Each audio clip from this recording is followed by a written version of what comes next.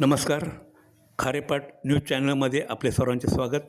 अलिबाग तालुक्यातील शिरवली ते मानकुळा रस्त्याची दुरुस्तीची पावसाळ्यापूर्वी करण्यात यावी याची दखल सार्वजनिक बांधकाम विभाग अलिबाग, संबंधित अधिकारी तसेच जिल्हा प्रशासन व संबंधित कॉन्ट्रॅक्टर यांनी घ्यावी, जेणेकरून शाळा कॉलेजातील विद्यार्थी, ज्येष्ठ नागरिक, पेशंट यांना पावसाळ्यात कुठलाही त्रास होऊ नये.